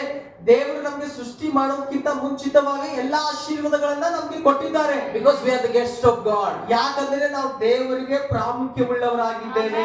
Hallelujah. Hallelujah. ಆ ಗೆಸ್ಟ್ ತಪ್ಪಿపోయింది. ಈಗ ಆ ಪ್ರಾಮುಖ್ಯವಾದಂತ ವ್ಯಕ್ತಿ ಅವನು ತಪ್ಪಿ ಹೋದ. ఇంత అధికారం ఉన్న వ్యక్తి, ఇಷ್ಟು అధికార ఇద్దంత వ్యక్తి దేవుడి లోకం మీద అధికారం ఇచ్చి ఫలించుడి మీ భూమిని నిండించుడి అని చెప్పిండు. ದೇವರು ಅವನಿಗೆ ಸೃಷ್ಟಿ ಮಾಡಿ, ಆದಾಮನಿಗೆ ಸೃಷ್ಟಿ ಮಾಡಿ ಈ ಲೋಕದ ಮೇಲೆ ನೀನು ಫಲಿಸು, ಅನೇಕರಿಗೆ ನೀನು ಫಲ ಕೊಡೋರಾಗಿರು ಅಂತ ದೇವರು ಏನ್ ಮಾಡಿದ್ರು ಅಂತಂದ್ರೆ ನಿನ್ಗೆ ಸೃಷ್ಟಿ ಮಾಡಿದ್ರು. ಆದಾಮನಿಗೆ నిండించక ముందే ఫలించక ముందే వాళ్ళు పాపంలోకి పడిపోయారు. ಆದ್ರೆ ಯಾವಾಗ ಅವರು ಫಲಿಸೋದಕ್ಕಿಂತ ಮುಂಚಿತವಾಗಲೇ ಅವರು ಪಾಪದಲ್ಲಿ ಬಿದ್ದು ಆ ಅರ್ಹತೆಯನ್ನು ಕಳ್ಕೊಂಡ್ರು, అధికారం కోల్పోయినారు. ಆ ಅಧಿಕಾರ ಅವರಿಂದ ಆ ಕೈಯಿಂದ ಅಧಿಕಾರ ಹೊಂಟೋಯ್ತು. ఏవైతే లోకంలో లేవో, ಏನಾದ್ರೂ ಲೋಕದಲ್ಲಿ ಇರ್ಲಿಲ್ವೋ, మరణం లేదు, ಮರಣ ಇದ್ದಿಲ್ಲ, రోగం లేదు, ರೋಗವಿದ್ದಿಲ್ಲ, పేదరికం లేదు, ಆ ಬಡತನ ಇದ್ದಿಲ್ಲ, కుటుంబ సమస్యలు లేవు, ಕುಟುಂಬದ ಸಮಸ್ಯೆಗಳು ಇರ್ಲಿಲ್ಲ. పాపం చేసిన వెంటనే ಯಾವಾಗ ಅವರು ಪಾಪವನ್ನ ಮಾಡಿದ್ರು అవన్నీ వచ్చేస్తాయి. ಇವೆಲ್ಲ ಬಂದ್ಬಿಟ್ಟು ಅವ್ರ ಜೀವಿತದಲ್ಲಿ. ఇవన్నీ దేవుడు ఇచ్చిందా? ಇವೆಲ್ಲ ದೇವರು ಕೊಟ್ಟಿದ್ದ. మరణం దేవుడు ఇచ్చిందా? ಮರಣ ದೇವರು ಕೊಟ್ಟಿದ್ದ. పేదరికం దేవుడు ఇచ్చిందా? ಬಡತನ ದೇವರು ಕೊಟ್ಟಿದ್ದ. అనారోగ్యం దేవుడు ఇచ్చిందా? ಅನಾರೋಗ್ಯ ದೇವರು ಕೊಟ್ಟಿದ್ದ. కుటుంబ సమస్యలు దేవుడు ఇచ్చిందా? ಅನೇಕ ಸಮಸ್ಯೆಗಳು ದೇವರು ಕೊಟ್ಟಿದ್ದ. ఎవరిచ్చారు? ಯಾರು ಕೊಟ್ಟಿದ್ದು? సాతానుడు అనకండి. ಯಾರು ಕೊಟ್ಟಿದ್ದು? ಸಾತಾನು ಕೊಟ್ಟಿದ್ದಾನಂತ ಹೇಳ್ಬೇಡ್ರಿ. సాతానుడు అనకండి. ಸಾತಾನು ಹೆಸರು ತೆಗೆದುಕೊಳ್ಬೇಡ್ರಿ. వాడు దొంగ, ಸಾತಾನು ಕಳ್ಳ, దొంగిలించడానికి వస్తాడు. ಅವನು ಕಳ್ಳತನ ಮಾಡ್ಲಿಕ್ಕೆ ಬರ್ತಾನೆ. క్షమించండి మాట అంటున్నా మీకు. ಕ್ಷಮಿಸ್ರಿ, ಈ ರೀತಿ ನಾನು ಹೇಳ್ತಾ ಇದ್ದೀನಿ. మనకు బుద్ధి ఉండాలి కదా, మనకు బుద్ధి ఉండాలి కదా. ನಮಗೆ ಬುದ್ಧಿ ಇರ್ಬೇಕಲ್ಲ, అవునా? ಹೌದಾ? హల్లెలూయా హల్లెలూయా హల్లెలూయా హల్లెలూయా. అక్కడ ముళ్ళు ఉన్నాయని చెప్పేసి చెప్పులు వేసుకోకుండా వెళ్ళడం మన తప్పే కదా. ಈಗ ಮುಂದೆ ದಾರಿಯಲ್ಲಿ ಮುಳ್ಳಿದೆ ಅಂತಂದ್ರೆ ಚಪ್ಪಲಿ ಹಾಕೊಂಡ್ಬಂದ್ರೆ ನಡೆಯೋದು ನಮ್ ತಪ್ಪಿದೆನಾ ಇಲ್ವಾ? దేవుడు అంతా సృష్టించి మన కోసం ప్రీ ఇన్స్టాల్డ్ గా బ్లెస్సింగ్స్ అన్ని ఆయన నింపిండు. ದೇವರು ಎಲ್ಲವನ್ನ ಸೃಷ್ಟಿ ಮಾಡಿ ಅಲ್ಲಿ ಅನೇಕ ಆಶೀರ್ವಾದಗಳನ್ನ ಇಟ್ಟಿದ್ರು. మనము తప్పులు చేయడం, ఈ తప్పులు ఏంటి అంటే సాతానుడుకు తలుపు తెరవడము, వాడు వచ్చి ನಮ್ ತಪ್ಪು ಏನಂತಂದ್ರೆ ಸೈತಾನನ ಆಲೋಚನೆಗೆ ನಾವು ಒಳಗಾಗೋದು, ಸೈತಾನ ಮಾತಿಗೆ ನಾವು ಕಿವಿಗೊಡೋದು, ಸೈತಾನಿಗೆ ನಾವು ಅವಕಾಶ ಮಾಡಿಕೊಡೋದು. ಅಂತಂದ್ರೆ ಒಂದು ಬಾಗಿಲಿಗೆ ನಾವು ಏನಂತಂದ್ರೆ ಬಾಗಿಲು ತೆರೆದು ಕೊಟ್ಟ ಹಾಗೆ. ఒక ఎగ్జాంపుల్ చూసాం. ಒಂದು ಉದಾಹರಣೆಯಾಗಿ ನಾವು ತೆಗೆದುಕೊಳ್ಳುವರು. ఈ షర్ట్ ఉంది, ಈ ಆಲಯವಿದೆ, దేవుడు మనల్ని సృష్టించిండు, దేవుడు ನಮಗೆ ಸೃಷ್ಟಿ ಮಾಡಿದ್ರು, దీంట్లో పెట్టిండు. ಸೃಷ್ಟಿ ಮಾಡಿ ಈ ಒಂದು ಆಲಯದಲ್ಲಿ దేవుడు ನಮ್ಗೆ ಇಟ್ರು. ఫ్యాన్ ఇచ్చిండు, ಫ್ಯಾನ್ ಕೂಡ ಕೊಟ್ರು, మైక్ ఇచ్చిండు, ಮೈಕ್ ಕೊಟ್ರು, చైర్ ఇచ్చిండు, ಆ ಕೂಡ್ಲಿಕ್ಕೆ ಚೇರ್ ಸಹ ಕೊಟ್ರು, శ్వాస బ్రీతింగ్ ఇచ్చిండు, ಶ್ವಾಸ ಮಾಡ್ಲಿಕ್ಕೆ ಶ್ವಾಸ ಕೂಡ ಕೊಟ್ರು, ಗಾಳಿ ಕೂಡ. అన్ని ఆశీర్వాదాలు కదా. ಇದೆಲ್ಲ ಆಶೀರ್ವಾದ ಇಲ್ವಾ? కానీ మనం ఏం చేస్తున్నాము? ಆದ್ರೆ ನಾವೇನ್ ಮಾಡ್ತಾ ಇದೀವಿ? దొంగ రావడానికి, ಆದ್ರೆ ನಾವೇನ್ ಮಾಡ್ತಾ ಇದೀವಿ ಅಂತಂದ್ರೆ ಕಳ್ಳನು ಬರ್ಲಿಕ್ಕೆ పాపపు అనే తాళపు చెవిని ఇస్తున్నాము. ಆ ಪಾಪವೆಂಬ ಬೀಗವನ್ನ ಸೈತಾನನಿಗೆ ನಾವು ಕೊಡ್ತಾ ಇದ್ದೇವೆ. హల్లెలూయా హల్లెలూయా. మనము పాపము వాడి యొక్క మనము ఆ ద్వారము తెరిచినందుకు వాడు లోపలికి వచ్చి ఆరోగ్యం దొంగిలిస్తా ఉన్నాడు, ఆర్థికము దొంగిలిస్తా ఉన్నాడు, వస్త్రాలను దొంగిలిస్తా ఉన్నాడు, శాంతి సమాధానం దొంగిలిస్తా ఉన్నాడు. ಯಾವಾಗ ಆ ಪಾಪದ ಬಾಗಿಲನ್ನ ನಾವು ತೆರಿತಾ ಇದ್ದೇವೋ, ಆ ತೆರೆದಾಗ ನಮ್ಮೊಳಗಡೆ ರೋಗ ಬರ್ತಾ ಇದೆ, ಕಷ್ಟ ಬರ್ತಾ ಇದೆ, ಸಾಲ ಬರ್ತಾ ಇದೆ, ಸಮಸ್ಯೆಗಳು ಬರ್ತಾ ಇದೆ. హల్లెలూయా హల్లెలూయా. అర్థమవుతుందా? ಅರ್ಥವಾಗ್ತಾ ಇದೆನಾ? నిద్రపోతున్నారా? ನಿದ್ದೆ ಮಾಡ್ತಾ ಇದ್ದೀರಾ? వాక్యం మంచిగా టేస్ట్గా ఉందా లేదంటే చేదుగా ఉందా? ವಾಕ್ಯ ಸಿಹಿಯಾಗಿದೆನಾ ಅಥವಾ ಕಹಿಯಾಗಿದೆನಾ? నాకైతే చేదే ఇష్టం.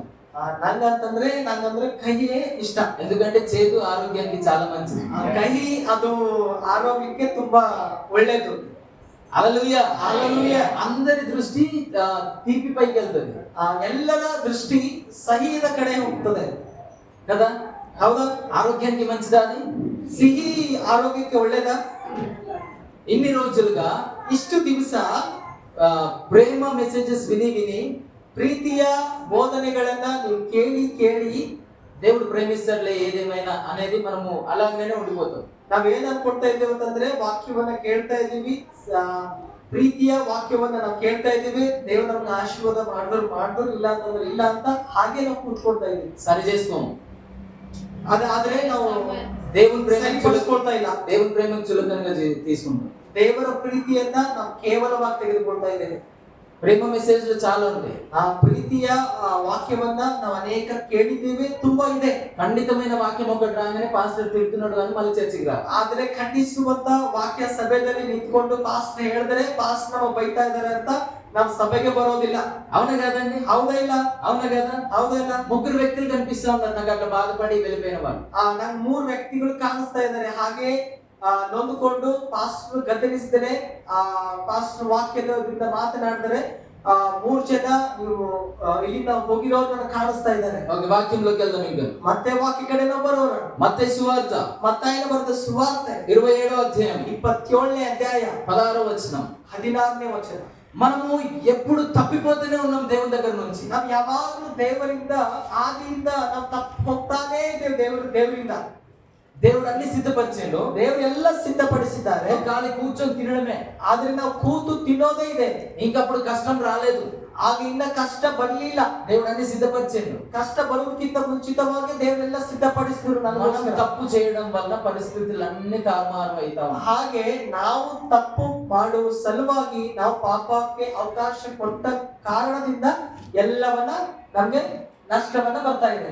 మనల్ని మనం ఒకసారి బైబిల్లో చూసుకుందాం. ಈಗ ನಮ್ಮನ್ನ ನಾವು ವಾಕ್ಯದಲ್ಲಿ ನಾವು ನೋಡಿಕೊಳ್ಳುವರಾಗಿರೋಣ. ಸತ್ಯವೇದದಲ್ಲಿ ನಮ್ಮನ್ನ ನಾವು ಹೇಗಿದೆ ಎಂಬುದಾಗಿ ನಾವು ನೋಡಿಕೊಳ್ಳೋಣ. ಒಂದು ಸಾಲ చదవండి, ಓದ್ರಿ.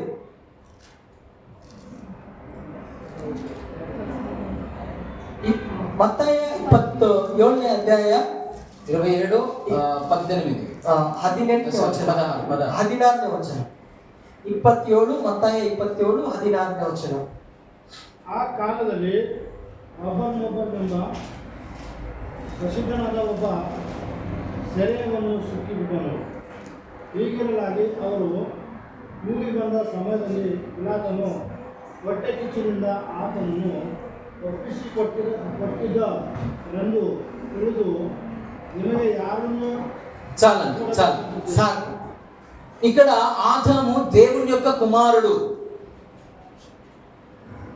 ఆది కాండంలో చూస్తే ఆదాము దేవుడి యొక్క కుమారుడు. ನಾವು ಆದಿಕಾಂಡದಲ್ಲಿ ನೋಡ್ಬೇಕಾದ್ರೆ ಆದಾಮನು ದೇವರ ಮಗನಾಗಿದ್ದಾನೆ. ఆదాము మనల్ని సూచిస్తా ఉన్నాడు. ಆದಾಮನು ನಮಗೆ ಸೃಷ್ಟಿಸಿದ್ದಾನೆ. ఇక్కడ ఉన్న బరబ్బ మనల్ని సూచిస్తా ఉన్నాడు. ಇಲ್ಲಿ ಬರಬ್ಬ ನಮಗೆ ನಮಗೆ ತೋರಿಸ್ತಾ ಹೇಳ್ತಾ ಇದ್ದಾರೆ. ఇక్కడ బరబ్బ ప్రసిద్ధుడైన ఖైదీ. ಇಲ್ಲಿ ಬರ್ನಾಬನು ಇಲ್ಲಿ ಪ್ರಸಿದ್ಧವಾದಂತ ಖೈದಿಯಾಗಿದ್ದ. ಇವ ఎన్నో మర్డర్స్ ఎన్నో దొంగతనాలు చేసిండు ఆయన. ಅನೇಕ ಇಲ್ಲಿ ಈ ಬರ್ನಾಬನು ಅನೇಕ ಕೊಲೆಗಳನ್ನ, ಹತ್ಯೆಗಳನ್ನ, ಅನೇಕ ಕಳ್ಳತನವನ್ನ ಮಾಡಿದ್ದ. మనం దొంగతనం చేయకపోవచ్చు, ಆದ್ರೆ ನಾವು ಕಳ್ಳತನ ಮಾಡದೇ ಇರಬಹುದು, మర్డర్ చేయకపోవచ్చు, ನಾವು ಕೊಲೆ ಮಾಡದೇ ಇರಬಹುದು. కానీ వాక్యం సెలవిస్తున్నది, ವಾಕ್ಯ ಈ ರೀತಿ ಹೇಳ್ತಾ ಇದೆ, నీ సహోదరుని, ನಿನ್ನ ಸಹೋದರನು ద్రోహి అన్నవాడు, ನಿನ್ನ ಸಹೋದರನಿಗೆ ದ್ರೋಹಿ ಅಂದವನು ఆ యొక్క అంటే ఆ మనిషి హర్ట్ అయినప్పుడు ಆ ವ್ಯಕ್ತಿ ಅವನು ನೊಂದುಕೊಂಡಾಗ, ಆ ರೀತಿ ನಾವು ಹೇಳಿದಾಗ ಆ ವ್ಯಕ್ತಿ ನೊಂದುಕೊಂಡಾಗ అది మర్డర్ కిందకే వస్తుంది.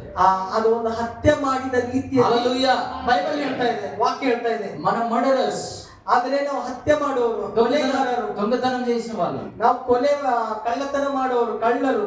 కానీ వేరే వాళ్ళ వస్తువును ఆశించడము, ಮತ್ತೊಬ್ಬರ ವಸ್ತುಗಳಿಗೆ ನಾವು ಆಸೆ ಪಡೋದು పాపమే. పాపమే. అది 90కి రావాలి. ಅದು ನನ್ನ ಮನೆಗೆ ಬರ್ಬೇಕಂತೀವಿ. ఎలాగైనా అది దొంగతనం కిందకి వస్తుంది. ಅದು ಹೇಗಾದ್ರೂ ಯಾರಾದ್ರೂ ನಮ್ಮ ಮನೆ ಎದುರುಗಡೆ ಯಾರಾದ್ರೂ ಏನಾದ್ರೂ ತಂದ್ರೆ ಅದು ನಾವಂತೀವಿ ಇದು ನಮ್ಮ ಮನೆಗೆ ಬರ್ಬೇಕಂತ ನಾವು ಅಂತೀವಿ. బరబ్బ అనే ఆ పేరుకు అర్థము నా కుమారుడు అని అర్థం. ಬರ್ನಬ ಅನ್ನುವಂತ ಬರಬ್ಬ ಅನ್ನುವಂತ ಆ ಹೆಸರಿಗೆ ಅರ್ಥ సన్ ఆఫ్ గాడ్, ಆ ದೇವರ ಮಗನು ಎಂಬುದಾಗಿ, దేవుని యొక్క కుమారుడు అని అర్థం. ದೇವರ ಕುಮಾರನು ಎಂಬುದಾಗಿ ಆ ಹೆಸರಿಗೆ ಅರ್ಥ. పేరు మనది దేవుని యొక్క కుమారుడు, ಆ ಹೆಸರಿಗೆ ಮಾತ್ರ ದೇವರ ಕುಮಾರನು ಎಂಬುದಾಗಿ, చేసే పనులన్నీ లోకపు పనులు. ಅವನು ಆ ಹೆಸರು ಮಾತ್ರ ದೇವರ ಮಗ, ಆದ್ರೆ ಅವನು ಮಾಡುವಂತ ಕ್ರಿಯೆಗಳು ಯಾವುದು ಅಂತಂದ್ರೆ ಲೋಕಕ್ಕೆ ಸಂಬಂಧಪಟ್ಟವಾದಂತ ಕ್ರಿಯೆಗಳು. ఇదంతా దేవుడు చూసిండు. ಇದೆಲ್ಲ ದೇವರು ನೋಡಿದ್ರು. ఎక్కడి నుంచి? ಎಲ್ಲಿಂದ? పైనుంచి, ಮ್ಯಾಲಿಂದ. ఆయన అనుకున్నాడు, ದೇವರು ಅನ್ಕೊಂಡ್ರು నేను వాళ్ళలాగా మారుతా, ನಾನು ಅವರ ಹಾಗೆ ಆಗ್ತೇನೆ ಎಂಬುದಾಗಿ. హల్లెలూయా, ಹಲ್ಲೆಲೂಯಾ. వాళ్ళు చేసిన తప్పులని నా మీద వేసుకుంటా, ಅವ್ರು ಮಾಡಿರುವಂತ ಎಲ್ಲ ತಪ್ಪುಗಳನ್ನ ನನ್ನ ಮೇಲೆ ಹಾಕೊಳ್ತೇನೆ. నేను ఏదైతే ఆది కాండంలో ప్రీ ఇన్స్టాల్ చేసిన ఆశీర్వాదాలు ఉన్నాయో, ಏನೇನು ನನ್ನ ಆದಿಯಲ್ಲಿ ನಾನು ಏನೇನು ಸೃಷ್ಟಿ ಮಾಡಿದ್ದೇನೋ, ಏನೇನು ಆಶೀರ್ವಾದಗಳನ್ನ ಇಟ್ಟಿದ್ದೇನೋ అవన్నీ మళ్ళీ తిరిగి వాళ్ళకి రెస్టోర్ చేస్తా. ಅವೆಲ್ಲವೂ ಮತ್ತೆ ಪುನಃ ವಿಂಗಡಿಸ್ತೇನೆ ಅವ್ರ ಸಲುವಾಗಿ. హల్లెలూయా, ಹಲ್ಲೆಲೂಯಾ. బరబ్బ జైల్లో ఉన్నాడు, ಬರಬ್ಬ ಕೈದಿಯಲ್ಲಿದ್ದ. యేసుక్రీస్తును బంధించినారు, ಯೇಸು ಸ್ವಾಮಿಯನ್ನ ಬಂಧಿಸಲ್ಪಟ್ಟರು. యేసుక్రీస్తు చూస్తా ఉన్నాడు బరబ్బను. ಯೇಸು ಸ್ವಾಮಿ ನೋಡ್ತಾ ಇದ್ದಾರೆ ಬರ್ನಬನಿಗೆ. He is my guest, ಇವ ನನ್ನ he is my guest, ಇವ ನನ್ನ ಅತಿಥಿ ಎಂಬುದಾಗಿ. he is my guest. ಇವ ನನ್ನ ಅತಿಥಿ ಎಂಬುದಾಗಿ ಎಲ್ಲರಿಗೆ ನೋಡಿ ಹೇಳ್ತಾ ಇದ್ದಾರೆ. అందరూ అంటున్నారు he is a murderer, ಜನ ಎಲ್ಲ ಹೇಳ್ತಾರೆ ಇವನು ಒಂದು ಖೈದಿ, ಇವನೊಂದು ಕೊಲೆಗಾರ ಎಂಬುದಾಗಿ. he is a thief, ಇವ ಒಂದು ಕೊಲೆಗಾರ ಎಂಬುದಾಗಿ, ఆయన పాపి, ಇವನು ಪಾಪಿ ಎಂಬುದಾಗಿ ಅನೇಕರು ಹೇಳ್ತಾ ಇದ್ದಾರೆ. కానీ యేసుక్రీస్తు వచ్చి అంటున్నాడు, ಯೇಸು ಸ್ವಾಮಿ ಹೇಳ್ತಾ ಇದ್ದಾರೆ, he is my son, ಯೇಸು ಸ್ವಾಮಿ ಹೇಳ್ತಾರೆ ಇವನು ನನ್ನ Kumara, he is my guest, ಇವನು ನನ್ನ ಅತಿಥಿ ಎಂಬುದಾಗಿ ಹೇಳ್ತಾ ಇದ್ದಾರೆ. ఆ ప్లేస్ నాది, ಈ ಸ್ಥಾನ ನನ್ನದು, నా ప్లేస్ ఆయనది, ಅವನ ಸ್ಥಾನ ನಂದು, ನನ್ನ ಸ್ಥಾನ ಅವನು ಎಂಬುದಾಗಿ ಯೇಸು హల్లెలూయా, ಹೇಳ್ತಾ ಇದ್ದಾರೆ. హల్లెలూయా, హల్లెలూయా. దేవుడు సింహాసనం దిగి వచ్చిండు. ಯೇಸು ಸ್ವಾಮಿ ಸಿಂಹಾಸನ ಬಿಟ್ಟು ಭೂಲೋಕಕ್ಕೆ ಬಂದ್ರು. హల్లెలూయా, ಹಲ್ಲೆಲೂಯಾ. ఇప్పుడు ఎగ్జాంపుల్ ఇంట్లో ఒకటే చైర్ ఉంది, ಈ ಒಂದು ಉದಾಹರಣೆಗೆ ಮನೆಯಲ್ಲಿ ಒಂದು ಕುರ್ಚಿ ಇದೆ, ఒక సోఫా ఉంది. ಒಂದು ಸೋಫಾ ಇದೆ. ఇప్పుడు నార్మల్ గా ఏం లేదు, గెస్ట్ ಸಾಧಾರಣವಾಗಿ ಒಂದು ಅತಿಥಿ ಬಂದಾಗ ಏನು ಇಲ್ಲ ಅಂತ ತಿಳ್ಕೊಳ್ರಿ. ఆ సోఫా మీద ఆయన ప్రత్యేకమైన వ్యక్తి దేవుడై ఉన్న మళ్ళీ మానవులమైన మనకు అదే ప్రత్యేకత స్థలం ఇచ్చి, ಆದ್ರೆ ಆ ಒಂದು ಸೋಫಾ ಇದ್ದಾಗ ದೇವ್ರು ಏನ್ ಮಾಡಿದಾರೆ ಅಂತಂದ್ರೆ ದೇವರಿಗೆ ಸಲುವಾಗೂ ಅದೇ ಸೋಫಾ ಇದೆ, ಮನುಷ್ಯರಿಗೆ ಸಲುವಾಗೂ ಅದೇ ಸ್ಥಳವಿದೆ.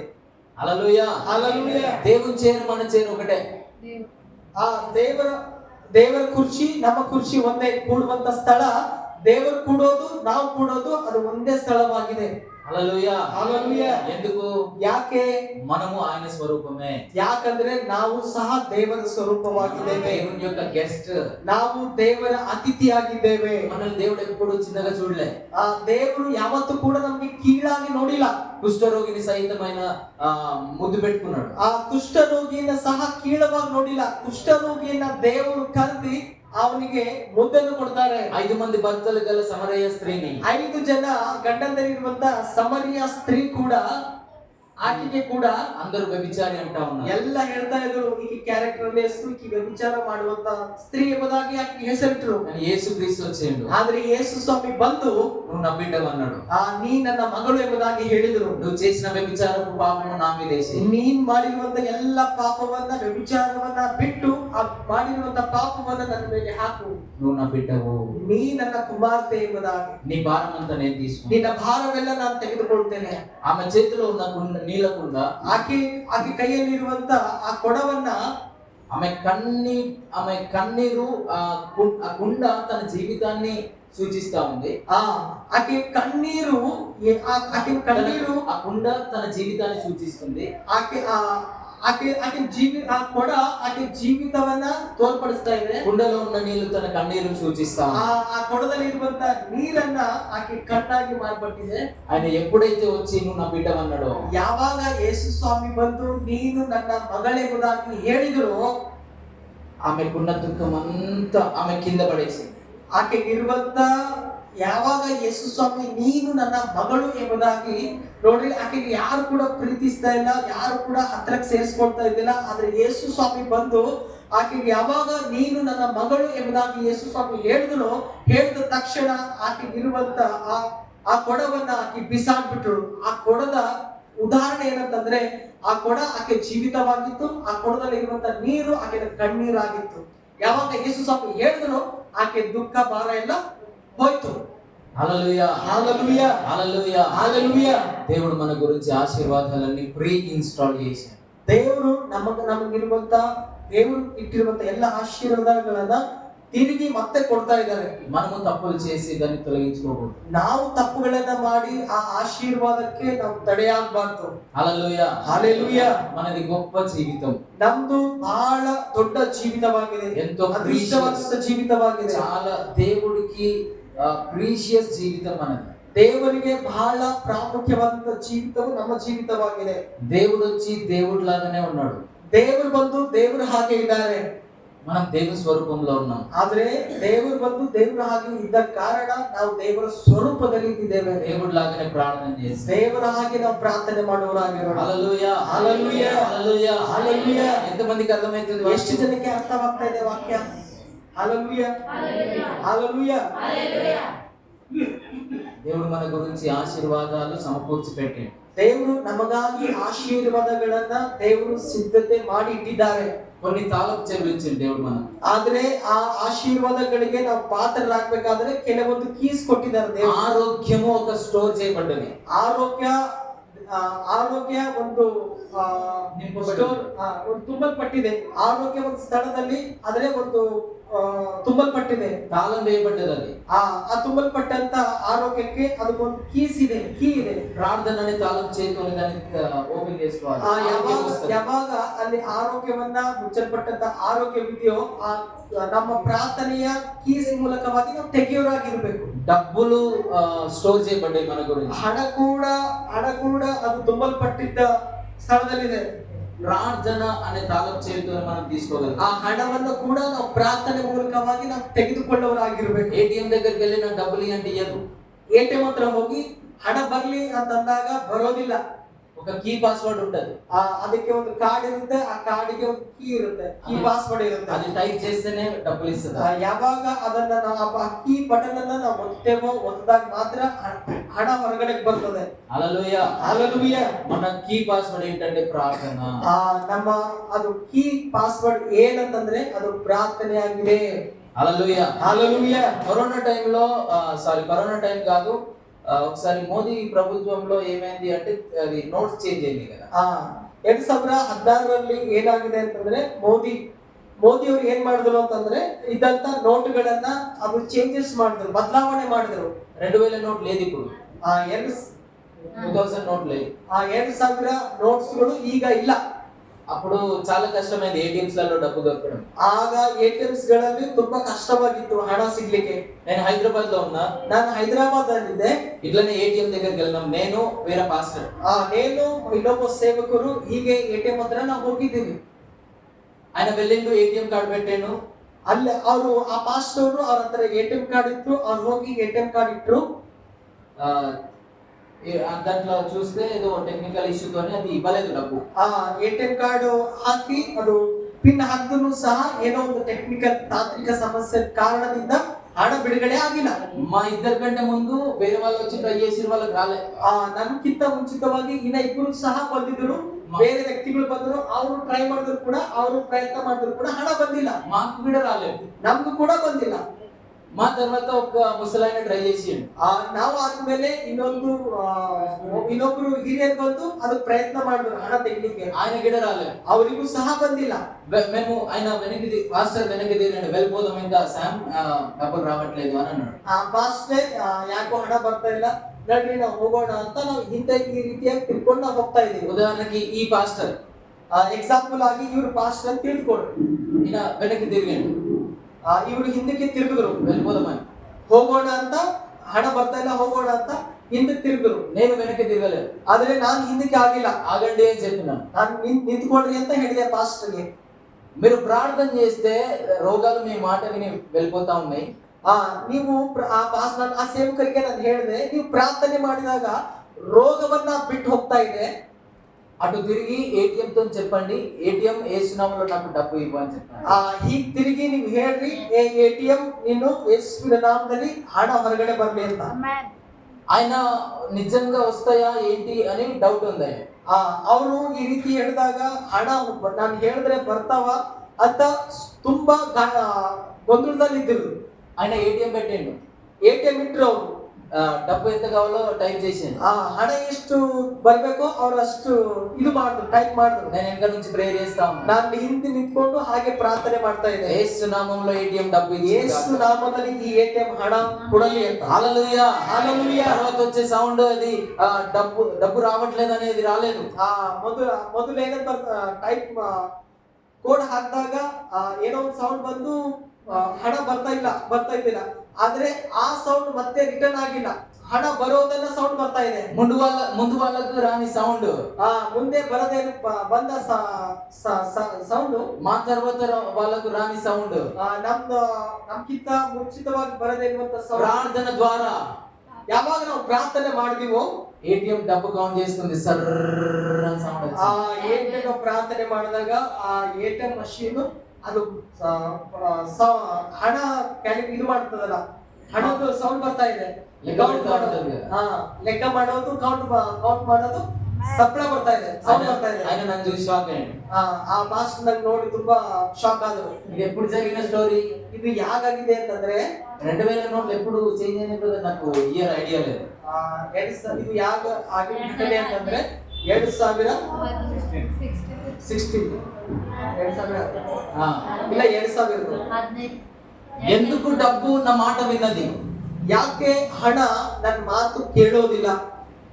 ఎందుకంటే నాకు తెలుసు దేవుడు నా గురించి ప్రీ ఇన్‌స్టాల్ చేసిన డబ్బు. ಯಾಕೆ ಹಣ ನನ್ನ ಮಾತು ಕೇಳಿಸಿತು ಅಂತಂದ್ರೆ ದೇವರು ನನಗಾಗಿ ಹಣವನ್ನ ಕೂಡಿಸಿಟ್ಟಿದ್ದಾರೆ. ఎందుకంటే ఆరోగ్యంగా ఉన్నా అంటే, ಯಾಕೆಷ್ಟು ನಾನು ಆರೋಗ್ಯವಂತನಾಗಿದ್ದೇನಂತಂದ್ರೆ, నేను సృష్టించబడక ముందే దేవుడు ఆరోగ్యాన్ని ప్రీ ఇన్‌స్టాల్ చేసినాడు. ನಾನು ಸೃಷ್ಟಿ ಮಾಡೋದಕ್ಕಿಂತ ಮುಂಚಿತವಾಗಿ ನನಗಾಗಿ ದೇವರು ಆರೋಗ್ಯವನ್ನ ಕೊಟ್ಟಿದ್ದಾರೆ.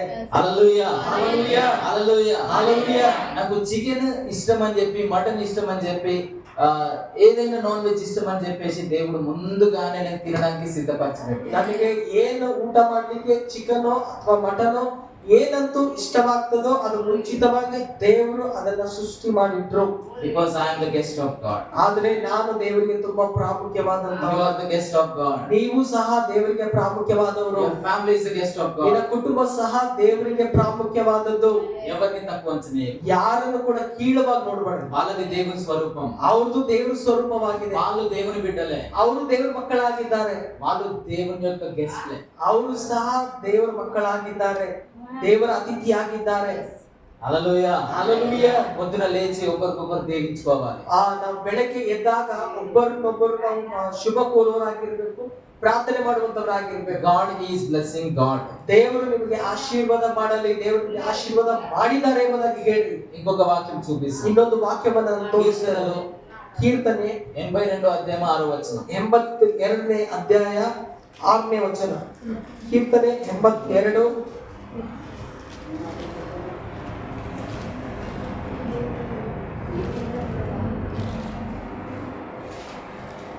ನೀವು ದೇವರುಗಳು ಎಲ್ಲರೂ ಪರಾತ್ಪರನ ಮಕ್ಕಳು ಎಂದು ನಾನು ಹೇಳಿದ್ದೇನೆ. చాలండి. మీరు దైవములనియు, ನೀವು ದೇವರುಗಳಿಂದ సర్వోన్నతుడైన ಸರ್ವೋತ್ತಮನಾದಂತ దేవుని కుమారులనియు ದೇವರ ಕುಮಾರನು ಎಂದು నేనే సెలవించి ఉన్నాను. ನಾನೇ ಹೇಳುವಂತವನಾಗಿದ್ದೇನೆ. హల్లెలూయా హల్లెలూయా హల్లెలూయా హల్లెలూయా. దేవుడి కోసము, ನೀವು ದೇವರ ಸಲುವಾಗಿ, దేవుడి కోసము, ನೀವು ದೇವರ ಸಲುವಾಗಿ ದೇವರು అన్ని ప్రీ ఇన్‌స్టాల్ చేసి ಎಲ್ಲವನ್ನ ಸೃಷ್ಟಿ ಮಾಡಿದರು. because you are the VIP of God. ನೀವು ದೇವರಿಗೆ ಅತೀತರು, ನೀವು ಪ್ರಾಮಾಣಿಕರು ಎಂಬುದಾಗಿ ದೇವರು ಎಲ್ಲವನ್ನ ಸೃಷ್ಟಿ ಮಾಡಿದರು. VIP అంటే ಆ ಗಣ್ಯ ವ್ಯಕ್ತಿ ಅಂತಂದ್ರೆ ಗಣ್ಯರು ಅಂತಂದ್ರೆ VIP, very important person. ಗಣ್ಯ ವ್ಯಕ್ತಿಗಳು ಅಂತಂದ್ರೆ ಬಹಳ ಪ್ರಾಮುಖ್ಯ ಉಳ್ಳಂತ ವ್ಯಕ್ತಿಗಳು. హల్లెలూయా, ಹಾಲೆಲೂಯಾ, హల్లెలూయా. ಹಾಲೆಲೂಯಾ. ఆశ్చర్యం వేస్తుందా? ఆశ్చర్యవాಗ್ತಾ ಇದೆನಾ వాక్య ಕೇಳಿ? ఇన్ని రోజులు పాపులము పాపులము పాపులము అని మనం ఆలోచిస్తాం. ಇಷ್ಟು ದಿವಸ ನಾವು ಅನ್ಕೊಳ್ತಾ ಇದ್ದೀವಿ ನಾವು ಪಾಪಿಗಳು ಇದ್ದೇವೇನೋ, ನಾವು ದರಿದ್ರದಲ್ಲೇ ಇದ್ದಿದ್ದೇವೇನೋ, ನಾವು ಏನೋ ದೇವರಿಗೆ ಇಷ್ಟವಾಗ್ತೇವೇನೋ ಅಂತ ನಾವು ಅನ್ಕೊಳ್ತಾ ಇದ್ದೀವಿ. మనం దిగజారిపోయి చేసిన పాపాలను ఆయన మీద వేసుకొని మళ్ళీ ఆ VIP పోస్ట్ మన గురించి అట్లనే ఉంచాం. ನಾವು ಕೀಳ್ ಮಟ್ಟಿಗೆ ಬಂದು ಮಾಡಿರುವಂತ ಪಾಪಗಳನ್ನ, ಆ ಪಾಪಗಳನ್ನು ಎಲ್ಲವನ್ನ ದೇವರು ಹೊತ್ತುಕೊಳ್ತಾ ಇದ್ದಾರೆ. హల్లెలూయా, ಹಾಲೆಲೂಯಾ. దేవునిలో ఏదైనా రోగం ఉందా? ದೇವರಲ್ಲಿ ಏನಾದರೂ ರೋಗವಿದೆನಾ? దేవునిలో పేదరికం ఉందా? ದೇವರ ಹತ್ರ ಬಡತನ ಇದೆನಾ? లేదు. ಇಲ್ಲ. మనమే తెచ్చుకుంటా ఉన్నాం. ನಾವೇ ತಂದ್ಕೊಳ್ತಾ ಇದ್ದೇವೆ. అది తెచ్చుకున్నది కూడా ఆయన మీద వేస్తాం. ಅದು ಏನ್ ತಂದ್ಕೊಳ್ತಾ ಇದ್ದೇವಲ್ಲ ಅದನ್ನು ಸಹ ದೇವರ ಮೇಲೆ ಹಾಕೊಳ್ತಾ ಇದ್ದಾರೆ. But God still saying you are my VIP. ಆದ್ರೆ ದೇವರು ಹೇಳ್ತಾ ಇದ್ದಾರೆ ನೀನು ಪ್ರಾಮುಖ್ಯವಾದವಳು ಎಂಬುದಾಗಿ ದೇವರು ಹೇಳ್ತಾ ಇದ್ದಾರೆ. God is telling you are God. ದೇವರು ಹೇಳ್ತಾ ಇದ್ದಾರೆ ನೀನೊಂದು ದೇವರು ಎಂಬುದಾಗಿ. Is telling you are king. ನೀನು ರಾಜನೆಂಬುದಾಗಿ. I am king of kings. ದೇವರು ಹೇಳ್ತಾ ಇದ್ದಾರೆ ನಾನು ರಾಜಾದಿ ರಾಜನು. You are lord. ನೀವು ರಾಜರು. ప్రభు. ನೀವು ಪ್ರಭುಗಳು. నేను ప్రభుల ప్రభుని. ನಾನು ಪ್ರಭುಗಳಿಗೆ ಪ್ರಭು ಎಂಬುದಾಗಿ. ఆయన ఎక్కడ మనల్ని కించపరచలేదు, చిన్న చూపు చూడలేదు. ದೇವರು ಯಾವತ್ತೂ ಕೂಡ ನಮಗೆ ಹೀಯಾಳಿಸಿಲ್ಲ, ಯಾವತ್ತೂ ಕೂಡ ಕೆಳಮಟ್ಟದಲ್ಲಿ ನಮಗೆ ನೋಡ್ತಾ ಇಲ್ಲ. ಬರಬ್ಬ ಪಾಪం చేసి జైల్లో ఉన్న కూడా, ಬರಬ್ಬ ಪಾಪ ಮಾಡಿ ಖೈದಿಯಲ್ಲಿದ್ದಾಗಲೂ ಕೂಡ, ಸೆರೆಮನೆಯಲ್ಲಿದ್ದಾಗಲೂ ಕೂಡ ఆయన వచ్చి ದೇವರು ಬಂದು, ಯೇಸು ಸ್ವಾಮಿ ಬಂದು ఆ జైలు నా స్థానము, ಆ ಖೈದಿ, ಆ ಸೆರೆಮನೆ ಅದು ನನ್ನ ಸ್ಥಾನವಾಗಿದೆ ಎಂಬುದಾಗಿ ಹೇಳ್ತಾ ಇದ್ದಾರೆ. యాక్చువల్లీ అక్కడ చాలా మంది ఇజ్రాయెల్ ప్రజలు, ಅಲ್ಲಿ ಅನೇಕ ಇಸ್ರಾಯೇಲರು ಜನರು యేసు క్రీస్తుని సిలువ వేయండి, బరబ్బను విడుదల చేయండి అంటున్నారు. ಅಲ್ಲಿ ಜನ ಹೇಳ್ತಾ ಇದ್ರು ಬರ್ನಬನಿಗೆ ಬಿಡ್ರಿ, ಯೇಸುವಿಗೆ ಶಿಲ್ಬೆಗೆ ಹಾಕ್ರಿ ಅಂತ ಹೇಳ್ತಾ ಇದ್ರು. కానీ వాళ్ళకంటే ముందు యేసు క్రీస్తే అంటున్నాడు. ಆದ್ರೆ ಆ ಜನರಿಗಿಂತ ಮುಂಚಿತವಾಗಿ ಯೇಸು ಸ್ವಾಮಿನೇ ಹೇಳ್ತಾ ಇದ್ದಾರೆ ನನಗೆ ಶಿಲ್ಬೆಗೆ ಹಾಕ್ರಿ ಅಂತ. నన్ను సిలువ వేయండి, బరబ్బను విడుదల చేయండి అని ఈయననే మొదటిగా అంటారు. ಬರ್ನಬನಿಗೆ ಬಿಡ್ರಿ, ನನಗೆ ಶಿಲ್ಬೆಗೆ ಹಾಕ್ರಿ ಅಂತ ಯೇಸು ಸ್ವಾಮಿನೇ ಖುದ್ದಾಗಿ ಹೇಳ್ತಾ ಇದ್ದಾರೆ. హల్లెలూయా, హల్లెలూయా, హల్లెలూయా, హల్లెలూయా. నీ మీద ఉన్న పాపము శాపం అంతా ఆయన మీద తీసేసిండు. ನಿನ್ನ ಮೇಲೆ ಇರುವಂತ ಪಾಪವನ್ನ, ಶಾಪವನ್ನ ಎಲ್ಲವನ್ನ ಯೇಸು ಸ್ವಾಮಿ ಹೊತ್ಕೊಂಡ್ರು. ఇంకా మనం పాపులం కాదు, ಈಗ ನಾವು ಪಾಪಿಗಳಲ್ಲ, పరిశుద్ధులము. ನಾವು ಪರಿಶುದ್ಧರು. ఒకసారి ಒಂದು ಸಾರ್ತಿ మనిషి పాపంలో మరణించిండు. ಒಂದು ಸಾರ್ತಿ ಮನುಷ್ಯನು ಪಾಪದ ಸಲುವಾಗಿ ಮರಣ ಹೊಂದನು, కానీ దేవుడు లాగా లేచిండు. ಆದ್ರೆ ಯಾವಾಗ ಪಾಪದ ಪಾಲಿಗೆ ಸಾಯ್ಲತನೋ, ಮರಣ ಹೊಂದತನೋ, ಅವನು ದೇವರ ಹಾಗೆ ಜೀವಿಸ್ತಾ ಇದ್ದಾನೆ, ದೇವರ ಹಾಗೆ ಎದ್ದು ಬರ್ತಾ ಇದ್ದಾನೆ. క్రీస్తులో ఉన్న నీవు, ಆ ಕ್ರಿಸ್ತನಲ್ಲಿರುವಂತ ನೀವುಗಳು మనిషివి కాదు, ನೀನು ಮನುಷ್ಯನಲ್ಲ, దేవుడివి. ನೀನು ಒಂದು ದೇವರು. అంటే చిన్న క్రీస్తువి, ನೀನು ಚಿಕ್ಕ ಕ್ರೈಸ್ತನು, లిటిల్ క్రైస్ట్. ನೀನು ಚಿಕ್ಕ ಕ್ರೈಸ್ತನು. వాళ్ళకి చూసి చెప్పండి నువ్వు చిన్న క్రీస్తువి. ಪಕ್ಕದವರಿಗೆ ನೋಡಿ ಹೇಳ್ರಿ ನೀನು ಚಿನ್ನ ಕ್ರಿಸ್ತನು ಎಂಬುದಾಗಿ, ಚಿಕ್ಕ ಕ್ರಿಸ್ತನು ಎಂಬುದಾಗಿ. హల్లెలూయా, హల్లెలూయా, హల్లెలూయా, హల్లెలూయా. ఎంతమందికి అర్థమైంది వాక్యము? ಎಷ್ಟು ಜನರಿಗೆ ಅರ್ಥವಾಗ್ತಾ ಇದೆ? ఎంతమందికి అర్థమైంది వాక్యము? ಎಷ್ಟು ಜನರಿಗೆ ಅರ್ಥವಾಗಿದೆ ವಾಕ್ಯ? దేవుడు మిమ్మల్ని అందరూ దీవించును గాక. ದೇವರು ನಿಮ್ಮೆಲ್ಲರಿಗೆ ಆಶೀರ್ವಾದ ಮಾಡಲಿ. ఇంకొక చిన్నది చేసి చూపిస్తాను. ಇನ್ನೊಂದು ಚಿಕ್ಕದಾಗಿ ಒಂದು ಉದಾಹರಣೆ ಮಾಡಿ ತೋರಿಸ್ತೀನಿ. ప్రతిరోజు మనం ఎలా ఉండాలి, ಪ್ರತಿದಿನ ನಾವು ಹೇಗಿರ್ಬೇಕು ಎಂಬುದಾಗಿ ನಾನು ಹೇಳ್ತೇನೆ. ఇప్పుడు తెలిసింది కదా దేవుడు ఆశీర్వాదాలన్నిటినీ మన గురించి ముందుగానే ಇವಾಗ సిద్ధపరిచాడు. ಅರ್ಥವಾಗಿದೆಯಲ್ಲ, ದೇವರು ನಮ್ಮ ಸಲುವಾಗಿ ಎಲ್ಲ ಆಶೀರ್ವಾದಗಳನ್ನ ಕೊಟ್ಟಿದ್ದಾರೆ ಎಂಬುದಾಗಿ ನಾವು ಪ್ರಾರ್ಥನೆ ಮಾಡಿ ಅದನ್ನ ತೆಗೆದುಕೊಳ್ಳೋರಾಗಿರ್ಬೇಕು. ఇప్పుడు మన ఫ్యామిలీ వాళ్ళు, పక్క వాళ్ళు, లోకంలో ఉన్న ప్రజలు దేవుని యొక్క స్వరూపంలో ఉన్నారని తెలిసింది కదా వాక్యం ద్వారా. ಈಗ ನಾವು ಏನ್ ತಿಳ್ಕೊಂಡಿದ್ದೇವೆ ಅಂತಂದ್ರೆ ನಮ್ಮ ಪಕ್ಕದವರು, ನಮ್ಮ ಫ್ರೆಂಡ್ಸ್, ಮತ್ತೆ ನಮ್ಮ ಮನೆ ಬಾಜುದವರು ಪ್ರತಿಯೊಬ್ಬರು ಏನಂತಂದ್ರೆ ಪ್ರತಿಯೊಬ್ಬರು ದೇವರ ಸ್ವರೂಪದಲ್ಲಿ ಇದ್ದಾರೆ ಎಂಬುದಾಗಿ ನಾವು ತಿಳಿದುಕೊಂಡಿದ್ದೇವೆ. ఇన్ని రోజులు తెలియకుండా నువ్వు పిచ్చోడివి, నువ్వు దొంగోడివి, ఏదో ఒకటి తిడతా ఉన్నావు. ಇಷ್ಟು ದಿವಸ ನಾವೇನಂತಂದ್ರೆ ಅದು ತಿಳಿಯದೆ ನಮ್ಮ ಮಕ್ಕಳಿಗಾಗ್ಲಿ, ಕುಟುಂಬದವರಿಗಾಗ್ಲಿ, ನೀನ್ ದರಿದ್ರನು, ನಿನ್ ಹಾಗಾಗ್ಬೇಕು, ಹೀಗಾಗ್ಬೇಕು ಅಂತ ನಾವು ಯಾರಿಗ್ ಬೈತಾ ಇದ್ದೀವಿ ಅಂತಂದ್ರೆ ದೇವರ ಸ್ವರೂಪಕ್ಕೆ ನಾವು ಬೈತಾ ಇದ್ದೀವಿ. ఇప్పుడు ఈ మనిషి దేవుని స్వరూపంలో ఉన్నాడు. ಆದ್ರೆ ಈ ಮನುಷ್ಯ ದೇವರ ಸ್ವರೂಪದಲ್ಲಿ ಇದ್ದಾರೆ. నేను దేవుని స్వరూపంలో ఉన్నాను. ನಾನು ಸಹ ದೇವರ ಸ್ವರೂಪದಲ್ಲಿ మీరు ಇದ್ದೇನೆ. దేవుని స్వరూపంలో ఉన్నారు. ನೀವು ಸಹ ದೇವರ ಸ್ವರೂಪದಲ್ಲಿ ಇದ್ದೀರಿ. ఇప్పుడు మేమిద్దరం తిట్టుకుంటే ಈಗ ನಾವಿಬ್ಬರು ಬೈಕೊಂಡ್ರೆ ಹೊಡೆದಾಟ್ರೆ దేవుడు తిట్టుకున్నట్టు ఉంటుంది. ನಾವಿಬ್ಬರು ಬೈಕೊಂಡ್ರೆ ದೇವರು ಬೈಕೊಂಡಂಗಾಯ್ತು. అరే నీకు జ్ఞానం లేదా అంటే, ಅರೆ ನಿಮ್ಗೆ ಜ್ಞಾನವಿಲ್ಲ ಅಂತ ನಾವು ಪ್ರಶ್ನೆ ಹಾಕಿದ್ರೆ అంటే నేను దేవుని తిడుతున్నట్టు అర్థం. ಆದ್ರೆ ನಾನು ದೇವರಿಗೆ ಆ ಪ್ರಶ್ನೆ ದೇವರಿಗೆ ನಾನು ಹಾಕ್ತಾ ಇದ್ದೇನೆ ಅಂತ ಅರ್ಥ. దేవుని తిడితే శాపమా లేదంటే ఆశీర్వాదమా? ದೇವರಿಗೆ ಬೈದ್ರೆ ಅದು ಶಾಪವಾಗಿ ಇರ್ತದ ಅಥವಾ ಆಶೀರ್ವಾದ ಬರುತ್ತಾ? మళ్ళీ ఇదే మనకు తెలియక ఇన్ని రోజులుగా శాపగ్రస్తులం అవుతా ఉన్నాం. ಇದು ನಾವು ಗ್ರಹಿಸಿಕೊಳ್ಳಲಾರದೆ ಏನಂದ್ರೆ ಅದು ಮಾತನಾಡಿ ನಾವು ಶಾಪಕ್ಕೆ ಒಳಗಾಗ್ತಾ ಇದ್ದೇವೆ. హల్లెలూయా. ಹಲ್ಲೆಲೂಯಾ. ఒక గెస్ట్ ఇంటికి వస్తే ఎట్లా బాగా చూసుకుంటామో, ಒಂದು ಅತಿಥಿ ಅಥವಾ ಒಂದು ನೆಂಟರು ನಮ್ಮ ಮನೆಗೆ ಬಂದ್ರೆ ಅವ್ರಿಗೆ ಎಷ್ಟು ಒಳ್ಳೆದಾಗಿ ಚೆನ್ನಾಗಿ ನಾವು ನೋಡ್ಕೊಳ್ತೀವೋ, మనకి ఎంత అవుతుందో అంతగా ఇతర వ్యక్తులను కూడా అలాగనే గౌరవిస్తాం. ಬಂದಂತ ಅತಿಥಿಗಳಿಗೆ ನಾವು ಎಷ್ಟು ಗೌರವಿಸ್ತೇವೋ, ಎಷ್ಟು ಪ್ರೀತಿಸ್ತೇವೋ, ಹಾಗೆ ನಮ್ಮ ಸುತ್ತಮುತ್ತಲಿರುವಂತ ಜನರನ್ನು ಸಹ ನಾವು ಹಾಗೆ ಪ್ರೀತಿ ಮಾಡುವಂತವರಾಗಿರ್ಬೇಕು. హల్లెలూయా. ಹಲ್ಲೆಲೂಯಾ. మనం ఎవరమండి? ನಾವು ಯಾರು? ಈಗ ಹೇಳಿ, ಶಬ್ದ ತೆಗೆದು ಹೇಳ್ರಿ, ಧೈರ್ಯದಿಂದ ಹೇಳ್ರಿ, ನಂಬಿಕೆಯಿಂದ ಹೇಳ್ರಿ. అంటే సరిపోతలేదు అది. ಆ నమ్మకం ಈ ವಾಕ್ಯಕ್ಕೆ ನಿಮ್ ಪ್ರತಿಕ್ರಿಯೆ ನಮ್ಗೆ ಸಾಕಾಗ್ತಾ ಇಲ್ಲ. హైదరాబాద్ నుంచి మీ పాస్టర్ నన్ను పిలిపించి ఈ మాట చెప్పడానికి వచ్చినా మీకు ఇంకా అది దాంట్లోనే ನಿಮ್ ಪಾಸ್ಟರ್ ಪಾಪ ಹೈದರಾಬಾದ್ ಇಂದ ನನ್ನನ್ನು ಕರೆಸಿದಾಗ ಈ ಮಾತನ್ನ ನಾನು ಹೇಳ್ತಾ ಇದ್ದೇನೆ, ಆದ್ರೆ ನಿಮ್ಗೆ ಯಾವುದೇ ಪ್ರತಿಕ್ರಿಯೆ ನನಗೆ ಸಿಗ್ತಾ ಇಲ್ಲ.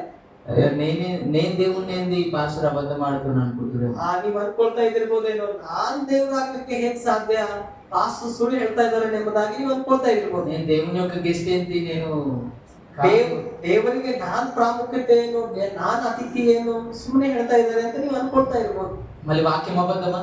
ಆದ್ರೆ ವಾಕ್ಯ ಸುಳ್ಳಾಗಿದೆಯಲ್ಲ, వాక్యం నిజమే కదా. ವಾಕ್ಯ ಸತ್ಯವಾಗಿದೆಯಲ್ಲ. ఇప్పుడు తలలోపుతున్నారు, ಈಗ ನೀವು ತಲೆ ಬಾಗಿಸ್ತಾ ಇದ್ದೀರಾ. దేవుడు అన్నప్పుడు నోరు లేవడం లేదు. ನೀವು ದೇವರಂತ ಹೇಳಿದಾಗ ನಿಮ್ ಬಾಯಿಂದ ಮಾತು ಬರ್ತಾ ಇಲ್ಲ. హల్లెలూయా. ఎవరమండి? ನಾವ್ ಯಾರು? దేవుడు మిమ్మల్ని దీవించుగా. ದೇವರು ನಿಮ್ಗೆ ಆಶೀರ್ವಾದ ಮಾಡಲಿ. దేవుని యొక్క ఆత్మ కలిగి ఉందాం. ದೇವರ ಆತ್ಮವುಳ್ಳವರಾಗಿ ನಾವು ಇರೋಣ. దేవుని యొక్క ప్రవర్తన కలిగి ఉందాం. ದೇವರ ಒಂದು ಪ್ರವಾದಿಯಾಗಿ ನಾವು ಇರೋಣ. మన పాపంలో ఉన్న పరపగా, ನಾವು ಪಾಪದಲ್ಲಿ ಇರುವಂತ ಬರ್ನಬ ಅಲ್ಲ, క్రీస్తు విడిపించిన పరప మన ಕ್ರಿಸ್ತನು ಬಿಡಿಸಿರುವಂತ ಬರ್ನಬರಾಗಿ ನಾವು ಇರಬೇಕು. హల్లెలూయా. ಹಲ್ಲೆಲೂಯಾ. మన ప్రత్యేకత అంత గొప్పది. ಅಷ್ಟು ನಮ್ಮ ಪ್ರತ್ಯೇಕತೆ ಅಷ್ಟು ದೊಡ್ಡದು ದೇವರಿಗಾಗಿ. ನಾವೇನ್ ಪ್ರತಿಕ್ರಿಯಿಸ್ತೀವೋ ಅದು ದೇವರಿಗೆ ಬಹಳ ದೊಡ್ಡದಾಗಿರ್ತದೆ. దేవుడు మిమ్మల్ని దీవించును గాక. ದೇವರು ನಿಮ್ಗೆ ಆಶೀರ್ವಾದ ಮಾಡಲಿ. ప్రార్థన చేసుకుందాం. ಪ್ರಾರ್ಥನೆ ಮಾಡೋಣ. అందరం లేచి నిలబడి ಎಲ್ಲರೂ ಎದ್ದು ನಿಂತುಕೊಳ್ಳೋರಾಗಿರೋಣ.